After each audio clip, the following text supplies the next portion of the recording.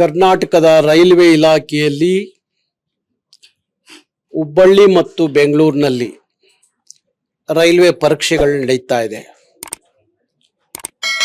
ಆ ರೈಲ್ವೆ ಪರೀಕ್ಷೆಗಳಲ್ಲಿ ಈಗ ರೈಲ್ವೆ ಇಲಾಖೆಯಲ್ಲಿ ಕೆಲಸ ಮಾಡ್ತಿರುವಂಥ ಉದ್ಯೋಗಿಗಳಿಗೋಸ್ಕರ ನಡೆಯುವಂಥ ಪರೀಕ್ಷೆ ಅಂದರೆ ಗೂಡ್ಸ್ ರೈಲ್ವೆ ಮ್ಯಾನೇಜರು ಅದಕ್ಕೆ ಭರ್ತಿಯನ್ನು ನೀಡುವಂಥ ಒಂದು ಪರೀಕ್ಷೆ. ಆ ಪರೀಕ್ಷೆಯನ್ನು ಇತ್ತೀಚಿನ ದಿನಗಳಲ್ಲಿ ನಾವು ಒಂದು ಕೇಂದ್ರ ಸರ್ಕಾರದ ರೈಲ್ವೆ ಅಧಿಕಾರಿಗಳು ಭೇಟಿ ಮಾಡಿದಾಗ ಕನ್ನಡದಲ್ಲೂ ಪರೀಕ್ಷೆ ಬರೀಲಿಕ್ಕೆ ಅವಕಾಶ ಕೊಡ್ತೀವಿ ಅಂತ ಹೇಳಿದ್ರು. ಅದಕ್ಕಾಗಿ ಅವತ್ತು ನಮ್ಮ ಪ್ರತಿಭಟನೆಯನ್ನು ವಾಪಸ್ ಪಡೆದಿದ್ದು. ಈಗ ಕನ್ನಡವನ್ನು ಕೈಬಿಟ್ಟು ನಾಳೆ ರೈಲ್ವೆ ಇಲಾಖೆ ಹಿಂದಿ ಮತ್ತು ಇಂಗ್ಲಿಷಲ್ಲಿ ಮಾತ್ರ ಪರೀಕ್ಷೆ ಬರೀಲಿಕ್ಕೆ ಹೊರಟಿದೆ. ಹಿಂದಿ ಇಂಗ್ಲಿಷ್ನಲ್ಲಿ ಪರೀಕ್ಷೆ ಬರೀಲಿಕ್ಕೆ ಅವಕಾಶ ಇದ್ದರೆ ಅದು ನಮ್ಮ ನೆಲದ ಮಕ್ಕಳಿಗೆ ಅನ್ಯಾಯ ಆಗತ್ತೆ. ಅದಕ್ಕೋಸ್ಕರ ಕನ್ನಡದಲ್ಲೂ ಪರೀಕ್ಷೆ ಬರೀಲಿಕ್ಕೆ ಅವಕಾಶ ಕೊಡಬೇಕು ಅನ್ನೋದು ನಮ್ಮ ಹೋರಾಟ. ನಾಳೆ ಬೆಂಗಳೂರಿನಲ್ಲಿ 194 ಉದ್ಯೋಗ, ಹುಬ್ಬಳ್ಳಿಯಲ್ಲಿ 101 ಉದ್ಯೋಗಕ್ಕೆ ನಡೀತಿರುವಂಥ ಗೂಡ್ಸ್ ರೈಲ್ವೆ ಮ್ಯಾನೇಜರ್ ಉದ್ಯೋಗ. ಅದಕ್ಕಾಗಿ ನಾವು ಕೇಂದ್ರದ ಮೇಲೆ ಭಾರಿ ದಿನಗಳಿಂದ ಒತ್ತಡ ಹಾಕ್ಕೊಂಡೇ ಬಂದಿದ್ದೀವಿ. ಯಾವುದೇ ರಾಜ್ಯದಲ್ಲಿ ರೈಲ್ವೆ ಇಲಾಖೆಯಲ್ಲಿ ಪರೀಕ್ಷೆ ಮಾಡುವಾಗ ಆ ರಾಜ್ಯ ಭಾಷೆಯಲ್ಲೂ ಬರೀಲಿಕ್ಕೆ ಅವಕಾಶ ಸಿಗಬೇಕು.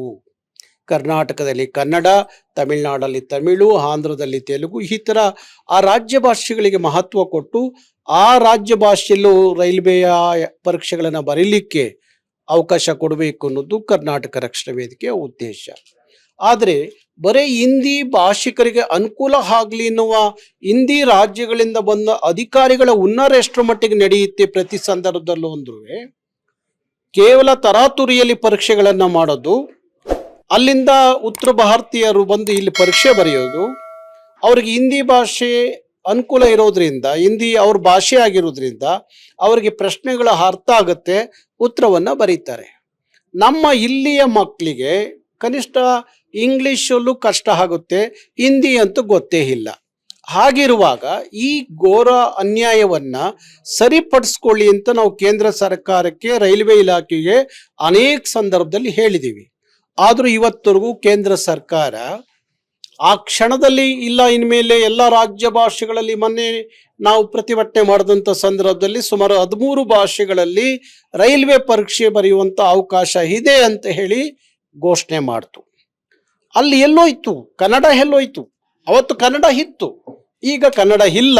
ಈಗ ಕೇವಲ 2 ಭಾಷೆಯಲ್ಲಿ ಬರೀರಿ ಎಂದರೆ ಈ ತಾರತಮ್ಯ ಯಾಕೆ?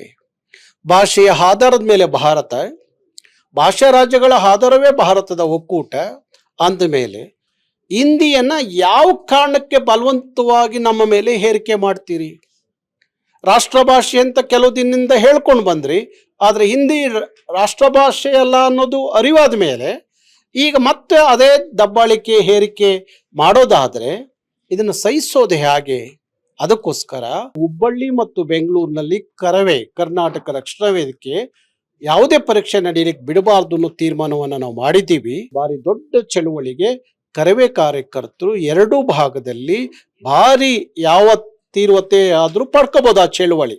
ಆ ಮಟ್ಟಕ್ಕೆ ಆ ಚಳುವಳಿಯನ್ನು ತಗೊಂಡೋಗ್ತಾರೆ. ಯಾವುದೇ ಕಾರಣಕ್ಕೂ ಆ ಪರೀಕ್ಷೆ ನಡೆಯಲಿಕ್ಕೆ ಬಿಡಲ್ಲ. ಸರ್, ವಿಶೇಷವಾಗಿ ಸಚಿವರು ಕರ್ನಾಟಕದವರೇ ಇದ್ದಾರೆ, ಸೋಮಣ್ಣ ಅವರು. ತಾವು ಕೂಡ ಅವ್ರನ್ನ ಭೇಟಿ ಮಾಡಿ.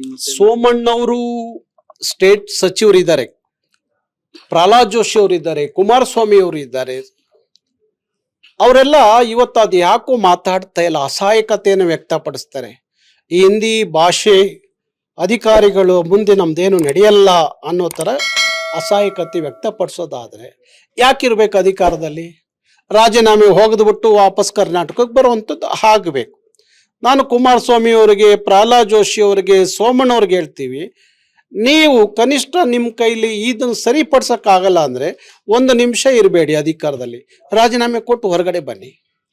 ಈ ನಾಡಿನ ಮಕ್ಕಳು ನಿಮಗೆ ಅಧಿಕಾರ ಕೊಟ್ಟು ಕಳಿಸಿರೋದು ಯಾತಕ್ಕೋಸ್ಕರ? ನಮ್ಮ ರಾಜ್ಯಕ್ಕಾಗೋ ಅನ್ಯಾಯವನ್ನು ತಡಿಬೇಕು ಅನ್ನೋ ಕಾರಣಕ್ಕೋಸ್ಕರ. ತಡಿಲಿಕ್ಕೆ ಶಕ್ತಿ ಇಲ್ಲ, ಅಸಹಾಯಕರಾದ ಮೇಲೆ ನೀವು ಇರೋದು ಎಷ್ಟು ಮಟ್ಟಿಗೆ ಸರಿ ಅನ್ನೋದು ನಮ್ಮ ಪ್ರಶ್ನೆ ಆಗಿದೆ. ಹಾಗಾಗಿ ಎಲ್ಲ ಸಚಿವರು ರಾಜೀನಾಮೆ ಕೊಟ್ಟು ವಾಪಸ್ ಕರ್ನಾಟಕ ಬಂದರೆ ಭಾರಿ ಒಳ್ಳೆಯದು ಅನ್ನೋದು ಕೋರಿಕೆ ನಂದು. ಹಾಗೆ ನಮ್ಮ ಸಂಸದರು, ಇಷ್ಟೊಂದು ಜನ ನಮ್ಮ ಸಂಸದರಿದ್ದೀರಲ್ಲ, ನೀವು ಎಲ್ಲೂ ಮಾತಾಡೋದಿಲ್ಲ. ಇಂಥ ಸಂದರ್ಭ ಬಂದಾಗ ಮೌನಿಗಳಾಗ್ಬಿಡ್ತೀರಿ. ಹಾಗಾದ್ರೆ ನಿಮ್ಮ ಆಯ್ಕೆ ಯಾತಕ್ಕೋಸ್ಕರ ಜನ ನಿಮ್ಮನ್ನು ಆಯ್ಕೆ ಮಾಡಿ ಕೇಂದ್ರಕ್ಕೆ ಕಳಿಸಿದ್ದಾರೆ. ಹಾಗಾಗಿ ನೀವು ಕನಿಷ್ಠ ಈಗಲಾದ್ರೂ ಈ ಪಕ್ಷ ಮರೆತು BJP, ಕಾಂಗ್ರೆಸ್ಸು, JDS ಅನ್ನೋದು ಬಿಟ್ಟು ಕರ್ನಾಟಕದ ಹಿತಶಕ್ತಿಗಾಗಿ, ಕರ್ನಾಟಕದ ಮಕ್ಕಳ ಭವಿಷ್ಯದ ಬದುಕಿನ ಕಾರಣಕ್ಕಾದರೂ ಒಗ್ಗೂಡಿ ಇಂಥ ಸಂದರ್ಭದೊಳೆ ಜೊತೆಯಲ್ಲಿ ನಿಂತು ಕರ್ನಾಟಕದ ಪರವಾಗಿ ಧ್ವನಿ ಎತ್ತುವಂಥದ್ದು ಆಗಬೇಕು. ಅದು ಆಗದೆ ಹೋದ ಮೇಲೆ ನೀವು ಅಷ್ಟೇ ಸಂಸದರು ಯಾಕಿದ್ದೀರಪ್ಪ, ರಾಜೀನಾಮೆ ಹೋಗದು ಬಿಟ್ಟು ಬನ್ನಿ. ಅದೇ ಯಾವುದಾದ್ರೂ ತಮಿಳ್ನಾಡಲ್ಲೋ ಬೇರೆ ಕಡೆ ಆಗಿದ್ರೆ ಅವರು ಒಂದು ಕ್ಷಣ ಇರ್ತಿರ್ಲಿಲ್ಲ. ನಿಮಗೆ ಸ್ವಾಭಿಮಾನ ಇದ್ರೆ ಆ ಕ್ಷಣ ನಾಳೆ ಅಂತ ಅನ್ಕೊಳ್ಳಿ. ಅನ್ಯಾಯ ಆದರೆ ಕರ್ನಾಟಕದ ಮಕ್ಕಳಿಗೆ ನಾವು ಇರೋದಿಲ್ಲ ಅಧಿಕಾರದಲ್ಲಿ ಅಂತ ಹೇಳಿ ರಾಜೀನಾಮೆ ಕೊಟ್ಟು ಬನ್ನಿ ಅಂತೇಳಿ ಒತ್ತಾಯಿಸ್ತೇನೆ.